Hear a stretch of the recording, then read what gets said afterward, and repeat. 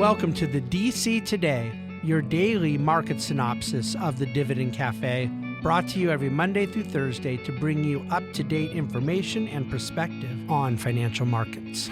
Well, hello and welcome to another edition of the DC Today, starting off the second quarter of 2024 today on April 1st. No April Fool's Day jokes or anything like that. We're just right into the market. I do hope everyone had a wonderful Easter weekend, and I'm very excited to be into Q2 now. It was a heck of a ride in Q1. Clients are going to be receiving a lot of information from us on Wednesday this week, recapping the first quarter. And there's a handful of things I'm going to say here today about the broad market and where we are with Q1. So we'll get into it. I think today is going to be a little more market heavy, but we'll, of course, as we do every Monday, go all the way around the horn. Last night, and I always take futures on holiday weekends with a grain of salt. The market had been closed on Friday, but futures opened up about 75 points, and then early this morning they were pointing up 100. And then by the time the market opened, it was pretty much dead flat, and it only took about an hour for the market to be down 250 points today. And it kind of got down there and then stayed there after about an hour and a half, pretty much flat for the rest of the day, and closed down 240 points, which was only 0.6% on the Dow. S&P was down 0.2%. The NASDAQ was actually up just a tiny little bit. But the main issue was the bond market. You had bond yields. The 10-year was up 12 basis points. And so a lot of this looks to be kind of quarter end and quarter beginning rebalancing and asset allocation related activity. And if there had been some selling pressure in bonds today, then it stands to reason it would have brought stocks down with it, which is kind of one of the big points I want to make today. And I have a chart in at thedctoday.com indicating that we're right now at the highest correlation that we have had between stocks and bonds ever. And that is a very unique thing for asset allocators. It's challenging, but you can look at the chart to see what I mean.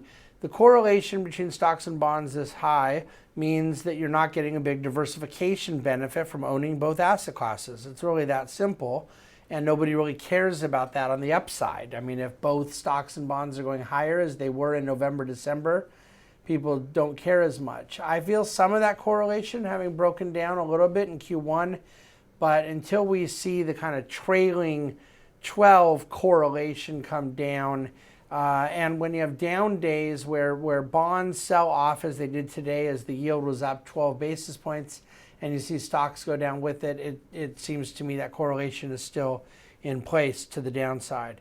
That continues to be a big story in markets. But when you just isolate to the stock market, 86% of companies in the S&P 500 are above their 200-day moving average right now. That's extraordinary breadth and improvement from where we had been. And in fact, really some of the out-of-favor sectors, what you would consider kind of laggards, had led in the last few weeks. This is evidenced in the fact that like energy is the top performing sector in the market on the first quarter on an even weight basis. Now, even cap weighted, it's right there in second place. But think of the difference when communication services was like the 7th or 8th best performing sector, even weighted, but the top performer cap weighted. There's still a lot of top heaviness in tech, but you see a real broadening out in a lot of these other sectors. On the quarter, by the way, real estate's the only sector that was negative. It was only down about 1%. Utilities were not a strong performer, but I mean, they were up 3.5%, a pretty darn good quarter. So most of the top heaviness is still pretty much in technology and communication services, which are kind of cousin sectors that exist in the index. The S&P, by the way, is up 25% since the November FOMC meeting, which is really where markets begin to price in the fact that Jay Powell was telling them I'm done raising rates and I'm going to be starting to cut rates next year. And that rally that we closed the year with and have extended here into Q1, it's 25% now from the low point in the S&P to where we are. That amounts to $10.9 trillion in increased market value in the index. Almost 11 trillion of increase, and even bonds are up over $2.5 trillion in that period of time. Pretty remarkable. So today, worst performer was real estate. Just on the day, it was actually down 1 3/4, pretty bad. Communication services up almost 1.5. Another chart that's in the DC today, by the way, and there's a lot here on markets today, but I think it's for a good reason. The Citigroup panic euphoria model, it's an ongoing model we watch quite closely, and you do see markets right now into a state, a kind of early stage entry into what the model classifies as euphoria, all things being equal. I really love buying in panic, and we had a bit of that about a year ago, and then you kind of had a rally, then a big sell-off, almost got down to panic again, rallied high off of that, as I just mentioned, 25% from trough to peak, and now into a more euphoric environment. And again, this is all based on a model that is measuring a number of different things. You can agree with the inputs to the model or not, but it's historically been pretty useful. Okay, what else do we want to cover? The first core, I hate saying these historical stats. I share them with you because I care about history, and I just do everything I can to qualify what I'm sharing, that you know these things are not predictive, not even close.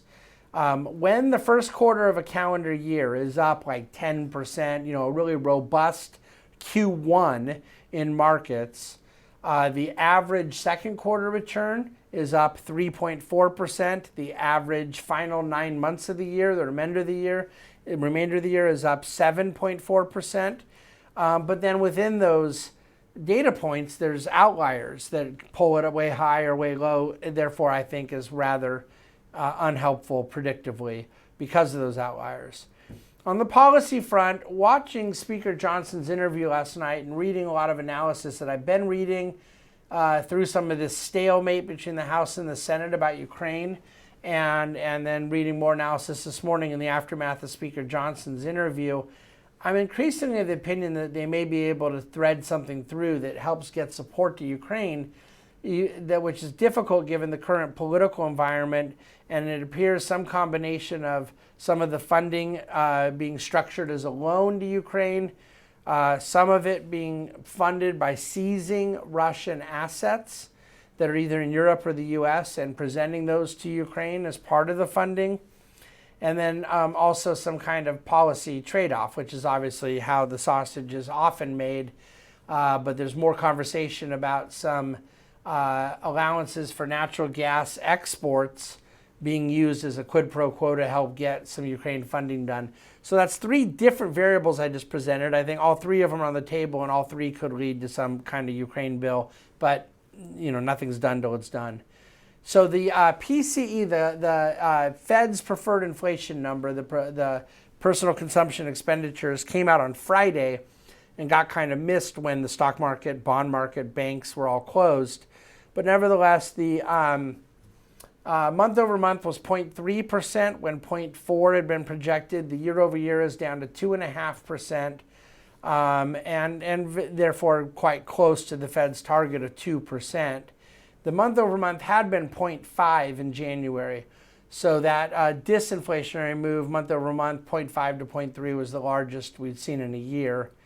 I'd also point out personal income was up 0.3% for the month, is up 4.6% over the last year.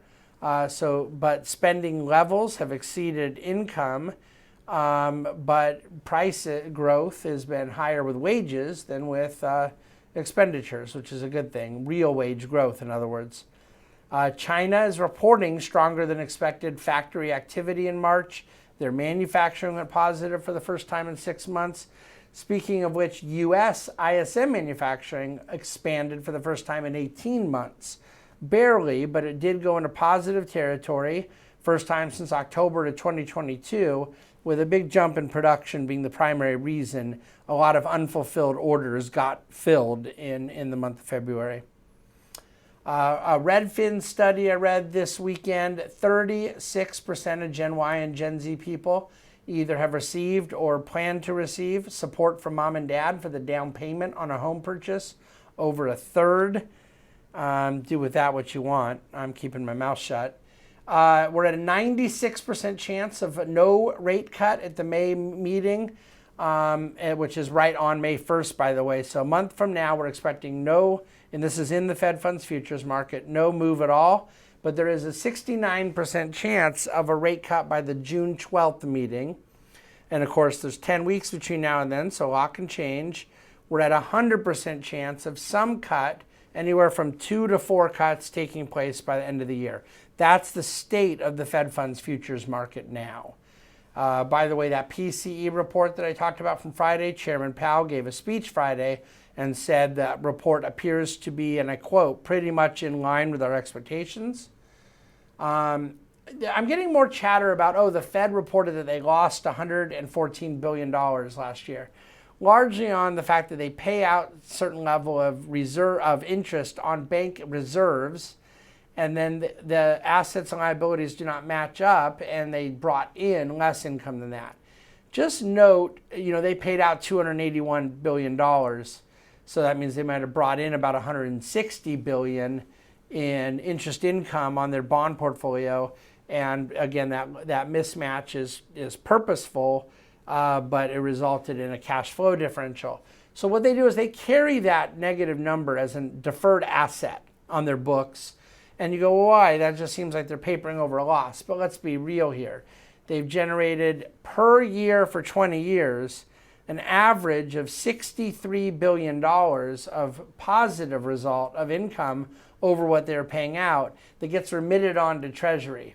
So it's not if, but when, and even the when is sooner than later, that now they will recapture that $114 billion and bring that deferred asset current on their books before they remit another payment to Treasury. Oil is up near $84 a barrel, 1% on the day. It's up 18.5% on the year. Midstream energy, I'm not doing too much today on a lot of the Q1 summary because I'm doing a longer recap of that on Wednesday. But you had the midstream space up 13% year to date. And that's despite a 30% drop in natural gas prices and the fact that bond yields are up about 40 basis points since the start of the year. So really resilient behavior from MLPs and the midstream sector. By the way, MLPs in April have been up 23 of the last 28 years. And by the way, that means nothing. Against doomsdayism, you got to go to the dctoday.com to see the picture. My 13-year-old son, Graham, was my inspiration for this image and announcement as his evidence that indeed all is not lost in the world. And Ask David, someone asked me about trade deficits and the comment that trade deficits largely have helped hold the U.S. dollar's reserve currency status in place, and wondering, does this mean trade deficits are a good thing? And I want to clarify that I'm describing something, not saying what ought to be, but just simply saying what is.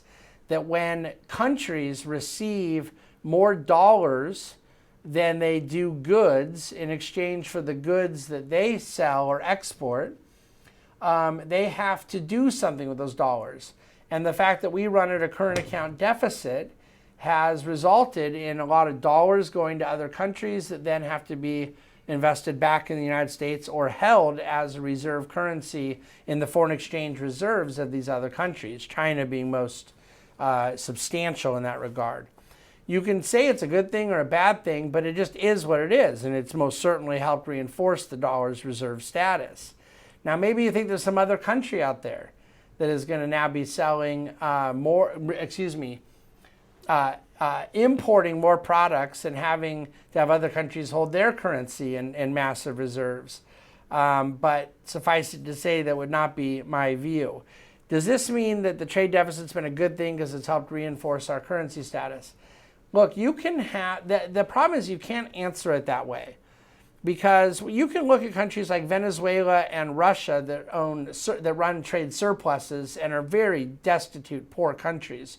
And you can look at very rich countries that run surpluses because they are oil rich and they obviously export a lot more than they import. Saudi Arabia is a pretty good example. Other countries can be pretty rich that run trade deficits. You may have heard of the United States, but Turkey and Pakistan are relatively poor countries and they run big trade deficits too. The delta between what is exported and imported is not the biggest issue.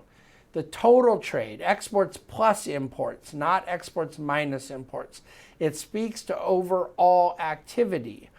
And then what is driving the deficit, where there are comparative advantages at play that explain some of the trade differentials. That to me is the key issue. So I don't think it's a black and white question of trade deficits good, trade deficits bad. What I do know is that more or less, foreign countries fund countries with fiscal deficits when those countries run trade deficits because they have to buy the debt of that country. So you can say that these things are good or bad or what have you, but when one feeds the other, it becomes descriptively unavoidable to point out that the trade deficit has been a byproduct of the fiscal deficit. And I think a lot of people can pretend they don't like that, but they wouldn't have liked the alternative much either. I hope you follow what I'm saying. Okay, we have a jobs report from BLS on Friday. And in the meantime, there's a handful of links of different things that if you go to the DC Today, you'll see why it's a pretty robust Monday edition. And then in the meantime, we have all the way to this weekend for the Final Four. But I want to congratulate Purdue, NC State, Connecticut, and Alabama for making it to the Final Four here in March Madness. And for those of you that had those teams in your bracket, congratulations to you as well. With all that said, reach out, questions at thebahnsengroup.com anytime, and look forward to a full week kicking off Q2 here in New York City. Thanks for listening, thanks for watching, and thank you for reading the DC Today. The Bahnsen Group is a group of investment professionals registered with Hightower Securities, LLC, member FINRA and SIPC, and with Hightower Advisors, LLC, a registered investment advisor with the SEC. Securities are offered through Hightower Securities, LLC. Advisory services are offered through Hightower Advisors, LLC. This is not an offer to buy or sell securities. No investment process is free of risk. There is no guarantee that the investment process or investment opportunities referenced herein will be profitable. Past performance is not indicative of current or future performance and is not a guarantee. The investment opportunities referenced herein may not be suitable for all investors. All data and information referenced herein are from sources believed to be reliable. Any opinions, news, research, analyses, prices, or other information contained in this research is provided as general market commentary and does not constitute investment advice. The Bahnsen Group and Hightower shall not in any way be liable for claims and make no expressed or implied representations or warranties as to the accuracy or completeness of the data and other information, or for statements or errors contained in or omissions from the obtained data and information referenced herein. The data and information are provided as of the date referenced. Such data and information are subject to change without notice. This document was created for informational purposes only. The opinions expressed are solely those of the Bahnsen Group and do not represent those of Hightower Advisors, LLC, or any of its affiliates. Hightower Advisors do not provide tax or legal advice. This material was not intended or written to be used or presented to any entity as tax advice or tax information. Tax laws vary based on the client's individual circumstances and can change at any time without notice. Clients are urged to consult their tax or legal advisor for any related questions.